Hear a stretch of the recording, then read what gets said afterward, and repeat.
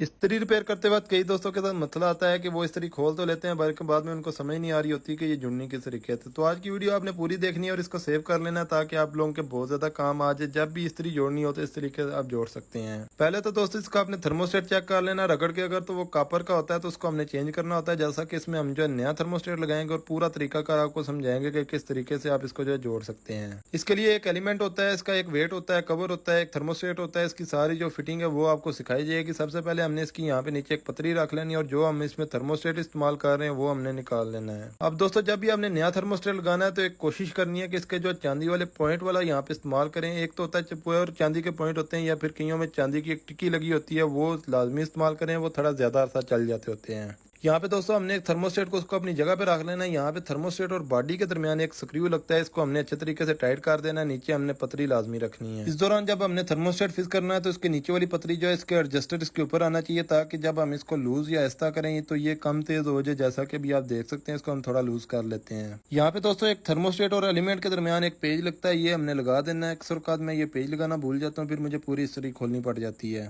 उसके बाद दोस्तों हमने यहाँ पे इसके ऊपर वेट रख लेना और वेट के 3 स्क्रू लगे होते हैं जो कि बॉडी के साथ फिक्स हो जाते हैं। तो यहाँ पे इसको अच्छे तरीके से हमने टाइट कर देना। अगर ये हम अच्छे तरीके से टाइट नहीं करेंगे तो यहाँ पे हिलजुल रहेगी, खड़क खड़क की आवाज आएगी। यहाँ पे दोस्तों इसको हमने ऑन करके भी चेक कर लिया। पहला और तीसरा नंबर इसकी एलिमेंट की तारें। अब यहाँ पे इसका एक एडजस्टर रखते हैं, उसके ऊपर इसका ऊपर वाला कवर आएगा और उसके बाद इसका हैंडल लगेगा और इसके हैंडल के ऊपर 2 अदद यहाँ पे स्क्रू टाइट हो जाएंगे। इस दौरान दोनों हमने स्क्रू टाइट कर देने और एक चीज का हमने ख्याल करना होता है कि इसकी जो नोक है वो बिल्कुल सेंटर में आनी चाहिए। अगर ये नोक सेंटर में नहीं आती तो हमारी एडजस्टिंग भी सही नहीं होती है। इसके दोस्तों दोनों स्क्रू मैंने अच्छे तरीके से टाइट कर दिए, इसको बिल्कुल सेंटर में रख के। बाकी इसका एडजस्टर जो है बिल्कुल जो है लूज पोजीशन पे था, इसको थोड़ा सा हम जो है लूज करेंगे। स्क्रू को हम लूज करेंगे तो थर्मोस्टेट ऊपर हो जाएगा, यानी कि ये इस्त्री तेज हो जाएगी। इसी तरीके से जहाँ पे हमें चाहिए, जहाँ पे हमारी रिक्वायरमेंट है तो वहाँ पे हम उतनी इसको जो यहाँ पे तेज कर सकते हैं। पीछे मैंने सीरीज पे 1 और 3 नंबर की तारें लगाई और यहाँ पे उसके बाद बल्ब की तारें लगा के इसको ऑन करके चेक कर लेंगे। तो दोस्तों हमारी इस्त्री जो है बिल्कुल पैक हो चुकी है। अब यहाँ पे हम जब इसको चेक करते हैं तो ये थोड़ा सा ज्यादा तेज है, तो इसको हम जो है थोड़ा सा टाइट करेंगे। स्क्रू को जब हम टाइट करेंगे तो हमारी इस्त्री जो है लो हो जाएगी।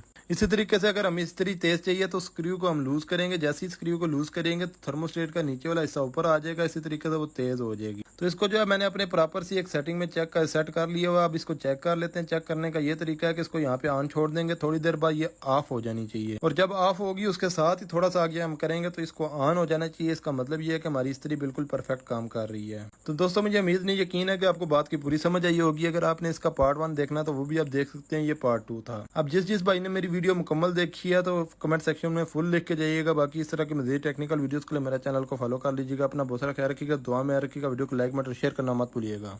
और आपको ये वीडियो कैसी लगी है अपनी कमेंट सेक्शन में कीमती राय लाजमी दे के जाइएगा। अपना बहुत सारा ख्याल रखिएगा। अल्लाह हाफिज़, जज़ाकल्लाह।